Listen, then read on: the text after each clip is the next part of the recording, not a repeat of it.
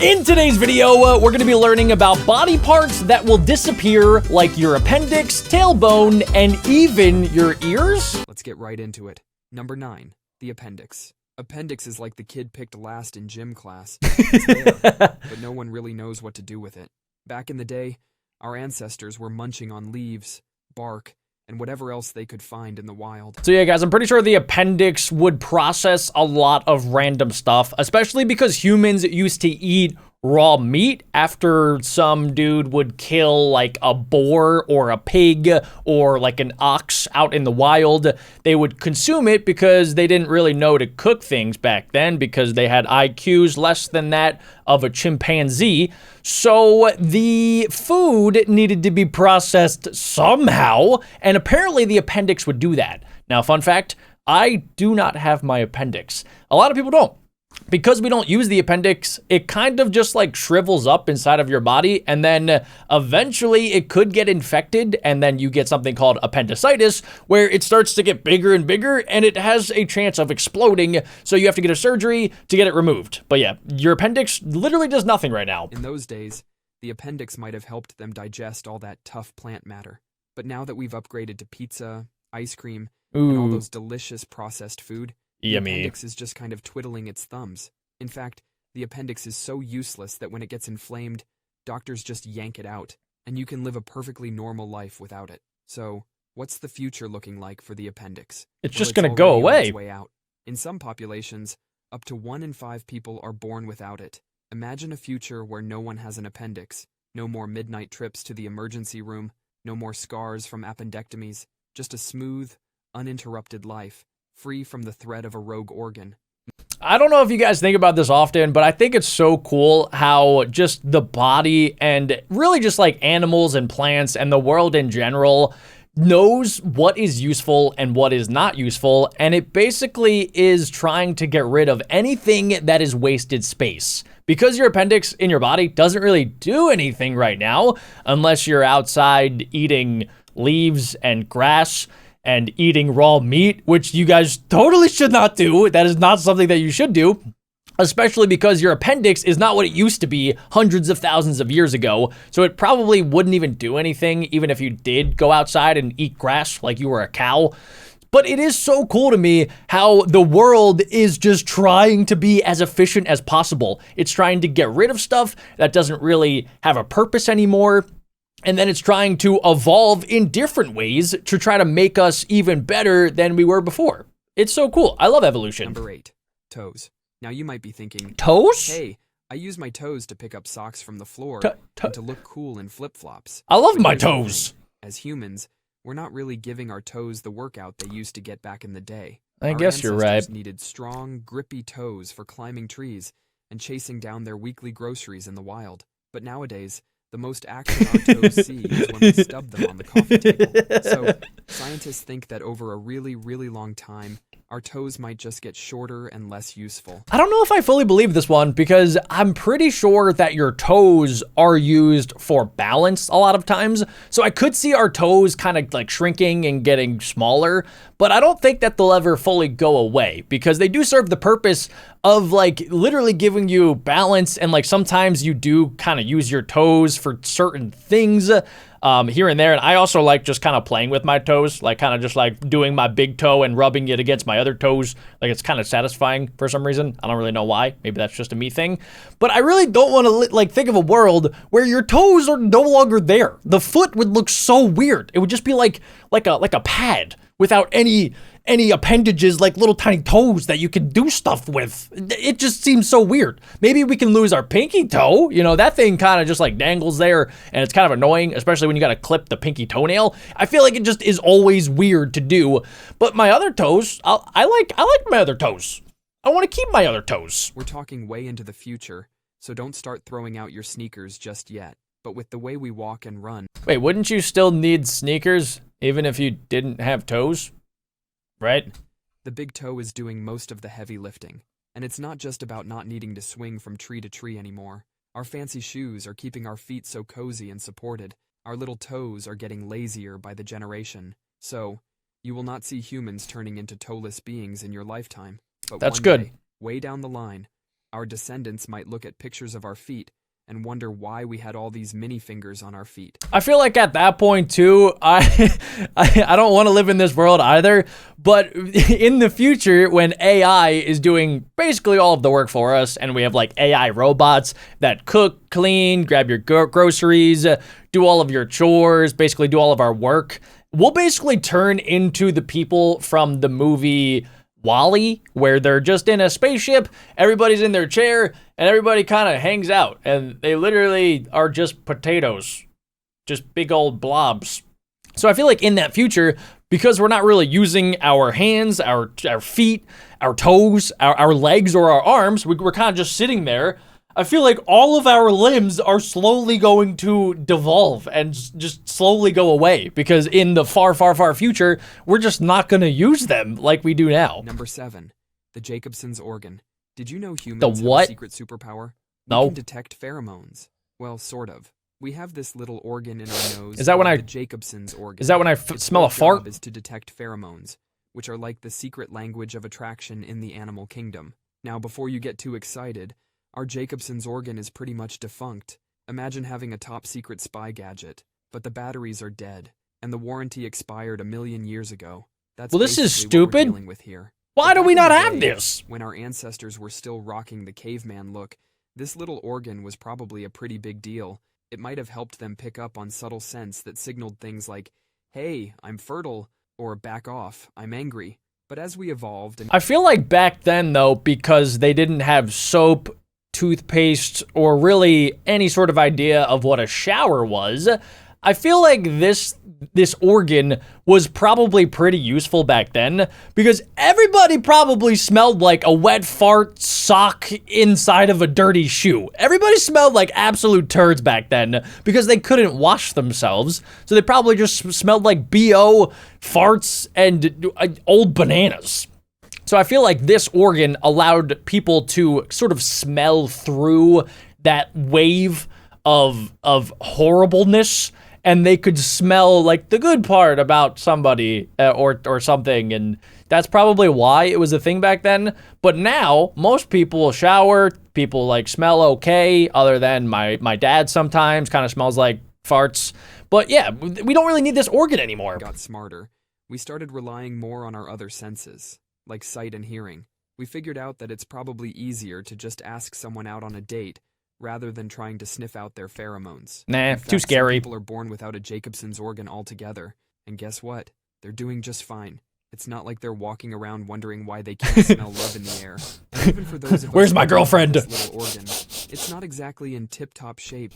It's like having a rusty old car that's been sitting in your garage for decades. Sure, it's there, but it's not going to get you very far. So, yeah. While our furry friends are busy sniffing each other and picking up on all sorts of interesting pheromones, I don't like this picture. Tinder bios and awkward first dates. Number 6, erector pili muscle. Ever get those goosebumps? The what? Yeah. Well, all the time. Bumps on your skin are the erector pili muscles at work.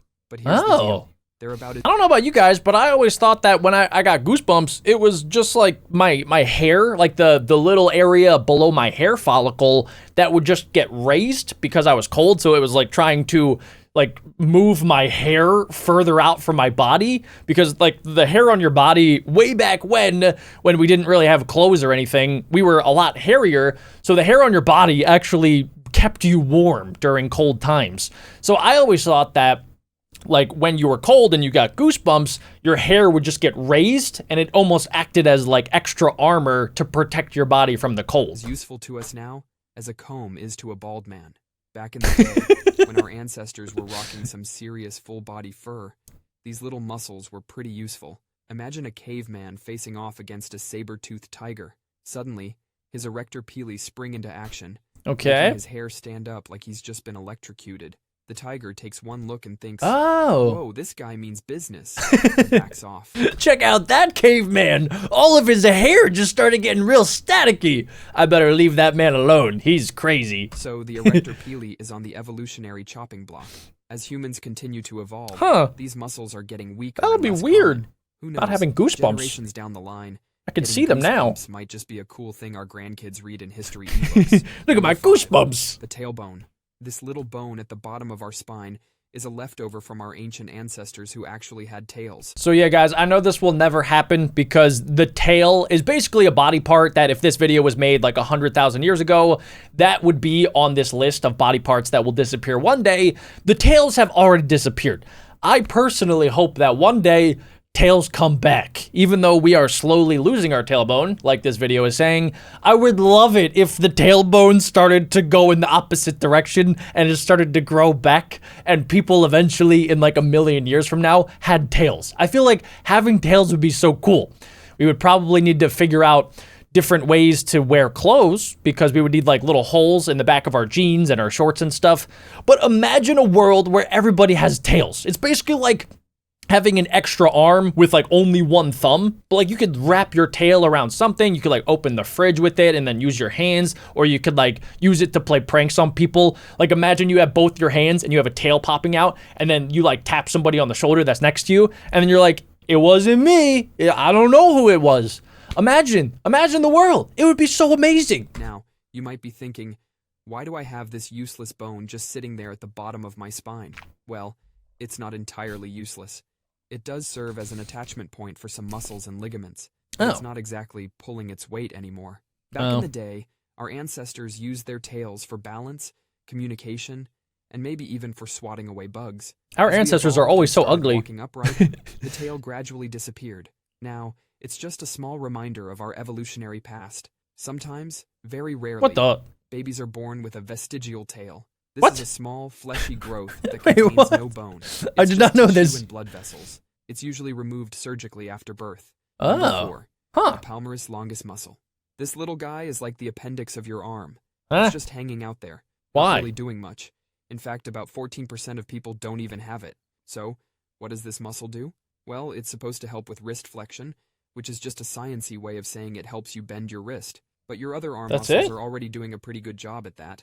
The palmaris longus is just taking up space. Now, okay, I don't know exactly anything about this muscle, but I have a theory that this muscle was probably from way back when humans, early versions of humans, were climbing in the trees. So maybe this was an additional muscle to give us extra strength so that we could like move our wrist around, and we had extra muscle to like pull ourselves around the jungles and the forests. Why do we have this useless muscle? Well, blame evolution. Our monkey ancestors probably used it a lot when they were swinging from tree to tree. I'm a genius! On giving up your smartphone and moving into the jungle, you probably don't need it anymore. In fact, doctors have already started using the palmaris longus in surgeries. If someone needs a tendon replacement, surgeons can just yoink out this muscle and use it without causing any harm. Oh, that's like gross. A spare tire in your arm. I hate that. Wisdom teeth. These guys show up late to the party, around the ages of 17 to 25. So there's usually no room left for them. Yeah, wisdom teeth are very strange to me. I don't know if you guys have wisdom teeth or if you've gotten them removed. Personally, I had 2 removed on the bottom part of my teeth area, but I think you can have up to 4. You can have 2 up top, 2 on the bottom. Some people have 0, some people have 1, some people have 2, 3, or up to 4. I don't know anybody that has 5 because I don't think you can unless something really weird went wrong. But yeah, so the wisdom teeth, I mean, they call them wisdom teeth because you get them later in life when like you're wiser or whatever. But I'm pretty sure the purpose of the wisdom teeth was for just like eating tougher things. It's basically like having more molars, which are the teeth like towards the back of your mouth. So they're able to grind up like meat and leaves a lot better. But we already have a bunch of them already in our mouths, and our diet is only getting softer. It's not getting harder to chew things. It's getting easier to slurp down smoothies and eat milkshakes and cookies. So that's why the wisdom teeth are probably going away. Why they cause a lot of problems, like pushing your other teeth around to make room for themselves. They do hurt a lot too. Needed these extra chompers to grind down plant tissue, raw meat, and whatever else they could forage, because they weren't dining on smoothies and soft serve ice cream like us. Yeah, they needed dentists. They were losing teeth faster than a hockey player. They were all from the UK. Spares popping up in adulthood was pretty handy. True. But today our diets have gone through a major overhaul. We're cooking our food, cutting it into bite-sized pieces, and frankly, we're babying our teeth so much that we don't really need these evolutionary leftovers anymore. Our jaws have gotten smaller too. because we're not spending all day chewing tough foods. I wonder too if our teeth are eventually just gonna start falling out, like from the back to the front, because we're really not using all of our teeth. We really only need like the teeth in the front to take the first bite, and then like a few molars to grind it up before we swallow. And some people don't even do that. I know some people that take one bite, they take like 2 chews, and then they swallow it, and then they go in for the next bite of their Big Mac. And that person is me. I do that. Which means there's even less room for our wisdom teeth. So these days, more and more people are being born without wisdom teeth. Number 2, the auricular muscles. You know how some animals, like cats and dogs, can move their ears to listen for sounds? Yeah. Well, humans have muscles for that too. They're we called do? the auricular muscles, and they're the reason why some people can wiggle their ears. Oh, yeah, I had a friend that could do that. Actually use these muscles. Scientists think that our ancestors might have... Hold on, I want to try. I want to try to move my ears. Let me see if I can do it. Are they moving? Okay, maybe if I try really hard. Nope. Nope, that's not working. I do not think I'm seeing any movement. Okay, back to the video. Use these muscles to help them locate sounds in the wild, but as we evolved, we started relying more on our eyes and less on our ears. Now, the auricular muscles are pretty much just vestigial, which is a fancy way of saying they're useless. So why do some people still have the ability to wiggle their ears? It could be genetic, or maybe they just practiced a lot in front of the mirror. In fact, there's even a world record for the fastest ear wiggler. A man named Alanof Martin Baiju from India can wiggle his ears an impressive 99 times in 30 seconds. That's faster than most people can blink. Number 1, the sinuses. So you know how we have these air-filled cavities in our skulls called sinuses? Yeah? We're not entirely sure why we have them. Some scientists think they're there to humidify the air we breathe, like a built-in facial sauna. I'm not sure if you guys have sinus problems, but I have sinus problems every single year going into the fall season. My sinuses get so clogged, it feels like an actual dam inside of my nose, and it takes a long time for it to break and like all the stuff to, move around and all of the boogies to find their spot in there.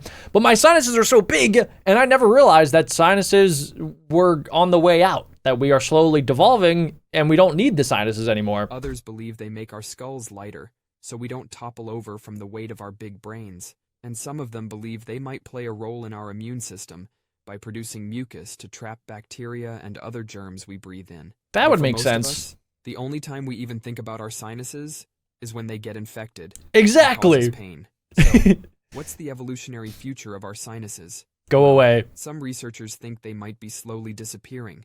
In fact, a study found that people with smaller sinuses tend to have fewer sinus infections. That would be awesome. Not celebrating just yet. Even if our sinuses do disappear, it's going to take a really long time. We're talking thousands and thousands of years. Fine.